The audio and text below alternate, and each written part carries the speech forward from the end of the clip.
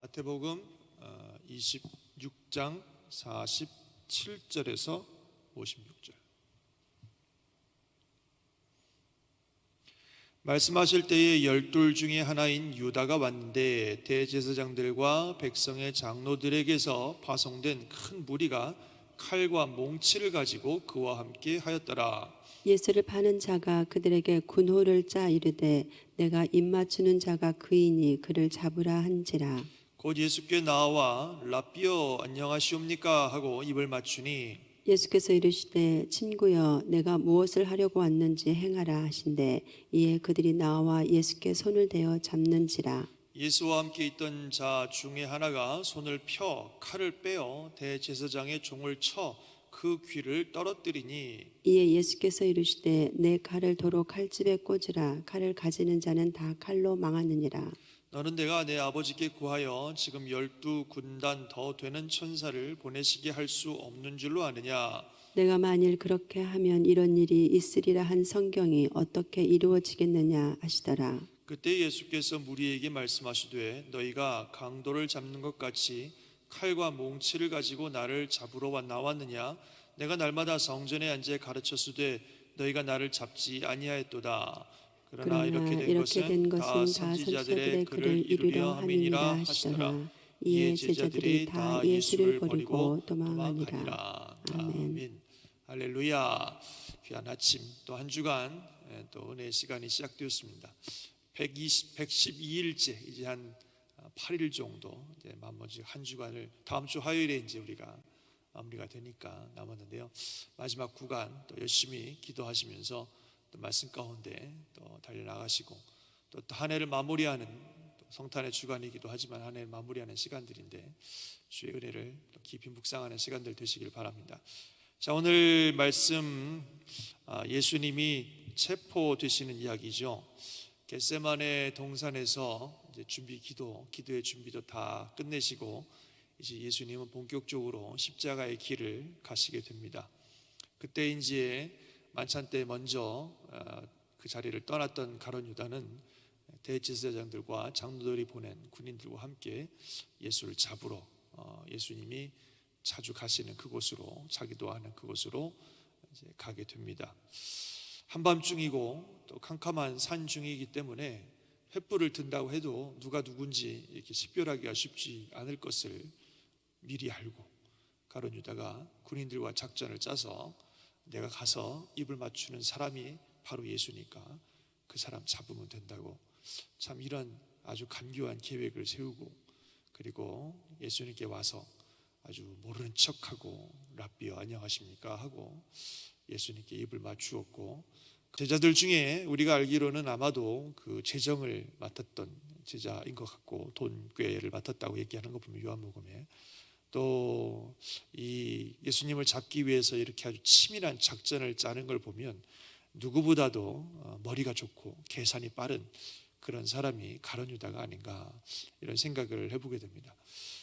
이렇게 머리가 잘 돌아가고 계산이 빠르다고 하는 것은 어찌 보면 하나님이 주신 좋은 재능인데, 그 좋은 재능을 이렇게 사악하고 저주스러운 일에 사용하고 있는 것을 볼 때에 참 너무 안타깝고 또 불행한 인생이 아닐 수 없습니다. 그래서 예수님이 이제 체포되시죠. 그러자 이번엔 또 예수님과 함께 있던 자 중에 하나가 칼을 빼서 대제사장의 종의 귀를 쳐서 떨어뜨리는 사건이 있었습니다. 역시 요한복음에 의하면 이 사람은 베드로입니다. 다혈질적이라고 알려져 있고 가장 또 힘도 세고 어찌 보면 굉장히 그런 사람인데, 그 순간 참지 못하고 칼을 빼서 칼을 휘두르는 바람에 대제사장의 종의 귀를 잘라버리는 일이 있었습니다. 물론 자기는 예수님을 지킨다고 한 행동이었지만 그의 행동이 어떤 하나님의 뜻에는 전혀 도움이 되는 행동이 아니고 오히려 엄한 대제사장의 종의 귀나 잘라버리는, 괜히 사람만 다치게 하는 그런 결과를 가지고 왔습니다. 그 예수님이 베드로를 말리고 너 칼 가지고 있다고 그렇게 막 함부로 칼을 휘두르다가는 넌 칼에 망한다 그러면서 그를 제지하셨습니다. 그러면서 예수님이 아주 중요한 말씀을 하셨죠. 너는 내가 내 아버지께 구하여 지금 12군단 더 되는 천사를 보내시게 할 수 없는 줄로 아느냐. 내가 만일 그렇게 하면 이런 일이 있으리라 한 성경이 어떻게 이루어지겠느냐. 53절 54절 나오는 말씀인데요, 그렇게 말씀하시는 거예요. 정말 예수님은 하늘과 땅의 모든 권세를 가지신 분이시고 하나님의 아들이시고 전능하신 분이십니다. 그래서 그분의 능력이면 주님 말씀하신 것처럼 12군단 더 되는 정말 수만의 천사들을 동원해서 이 몇 명 안 되는 군사들 당장 제압해버리고 진멸시킬 수도 있습니다. 그냥 이렇게 힘없이 붙들려서 치욕스럽고 고통스러운 십자가를 지다가 죽으실 필요가 전혀 없는 거예요, 그분의 능력이면. 그러나 예수님은 본인이 잡히고 가는 것이 하나님의 뜻임을 분명히 알고 계셨습니다.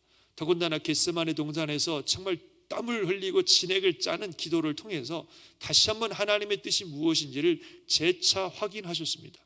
그래서 이 순간 예수님이 가지고 있는 모든 능력과 권세를 전혀 사용하지 않으시고 힘없이 잡히시는 겁니다. 마치 무능력한 자처럼 그냥 잡히시는 겁니다. 왜냐하면 그렇게 해야 하나님의 뜻이 이루어지기 때문에, 그렇게 해야 하나님의 말씀이 성취되기 때문에, 하나님의 뜻과 하나님의 말씀이 성취되기 위해서, 그 뜻을 위해서 자신의 모든 것을 다 내려놓으시고 아주 무능력한 모습으로 군인들에게 잡히셨습니다. 그리고 군인들에게 끌려가셨고 그 치욕스럽고 고통스러운 십자가의 길을 가셨습니다.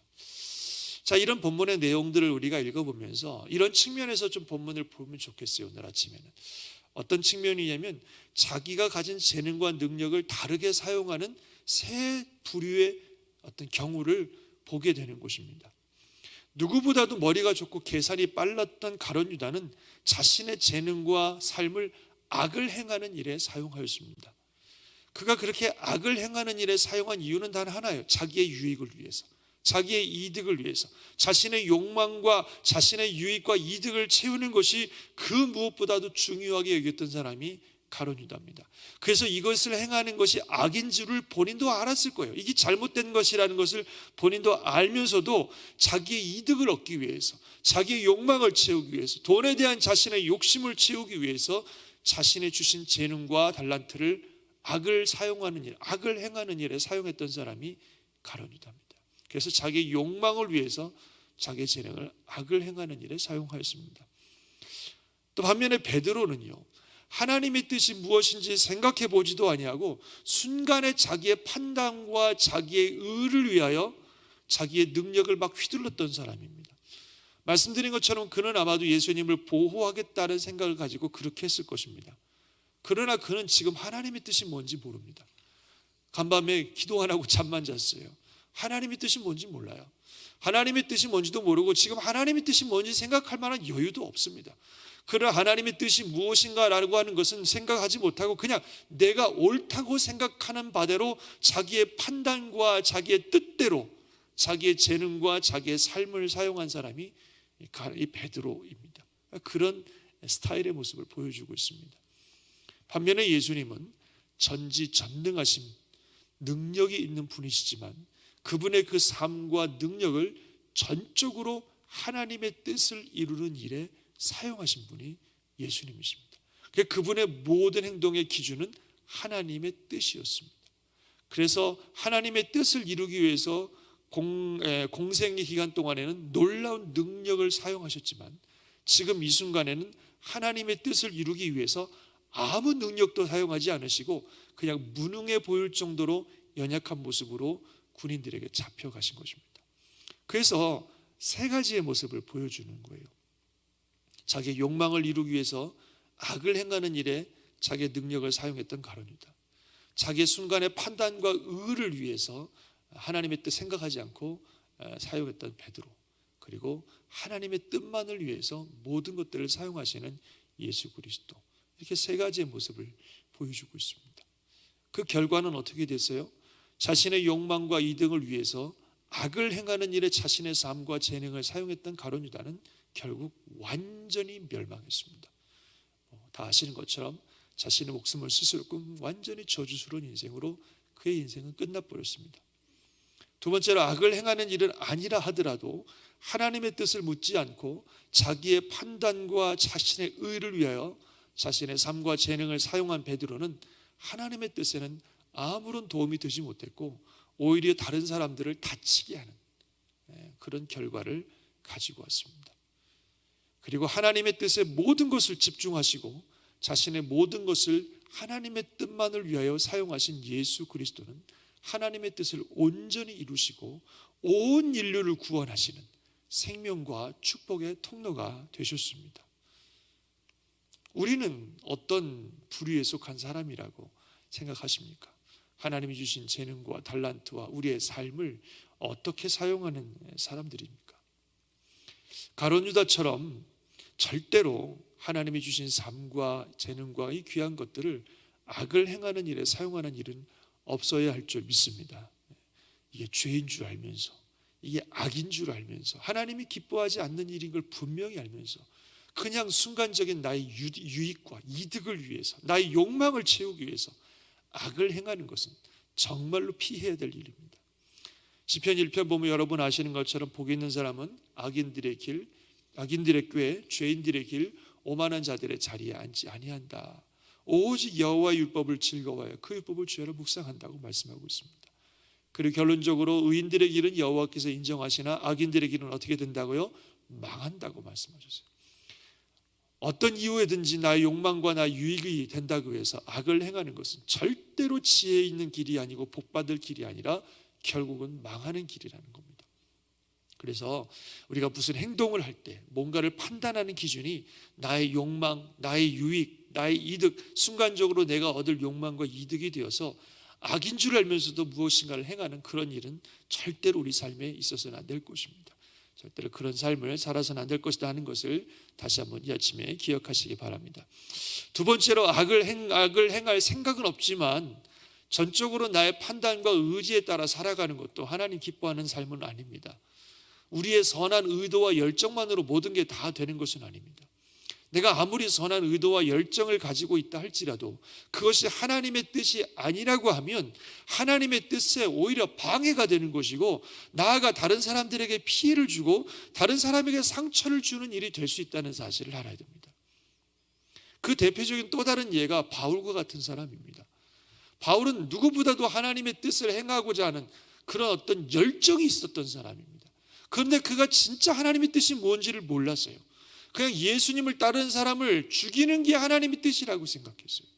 그래서 아주 그냥 열정, 특심을 가지고 예수 믿는 사람들을 찾아다니면서 잡아서 감옥에 가두고 죽이고 했단 말이죠. 하나님의 뜻도 모르는 채 자기의 열정과 자기의 선한 의지만 가지고 살았던 그의 삶은 하나님의 뜻이 행한 것이 아니라 하나님의 뜻을 방해하고 수많은 사람들을 고통을 주고 상처를 주고 목숨을 빼앗는 그런 일들이 되었다고 하는 것입니다.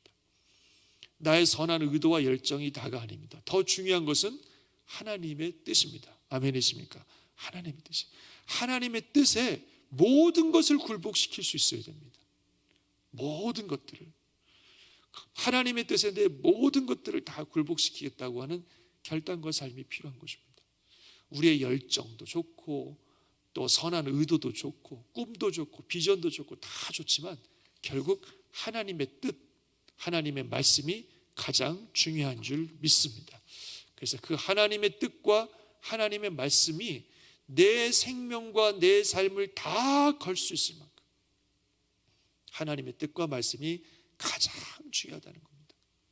예수님은 지금 계속 반복적으로 말씀드립니다만 지금 잡히시면 십자가에서 죽습니다. 처참하게 죽습니다.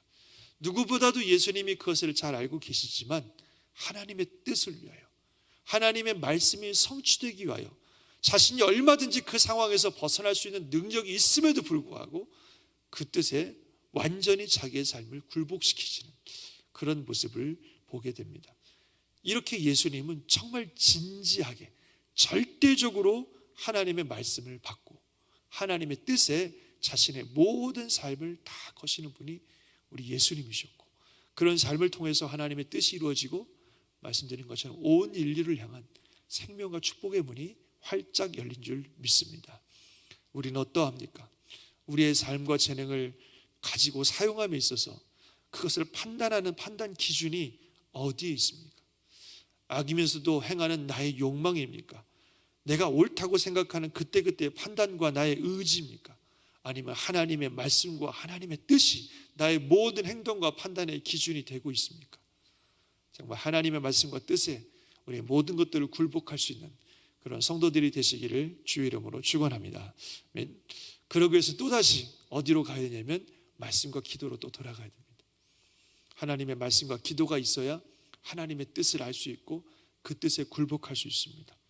하나님의 말씀과 기도를 통해서 우리가 하나님의 뜻을 발견하고 그 뜻에 굴복할 수 있는 힘을 얻게 되는 줄 믿습니다.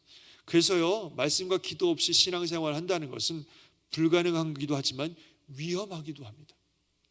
하나님의 말씀과 기도가 없이 살면 앞에 말씀드린 베드로처럼 그저 자기의 선한 의지와 열정을 가지고 살게 되겠지만 결국 그것은 하나님의 뜻을 방해하고 오히려 많은 사람에게 상처를 줄 수 있다는 사실을 알아야 됩니다.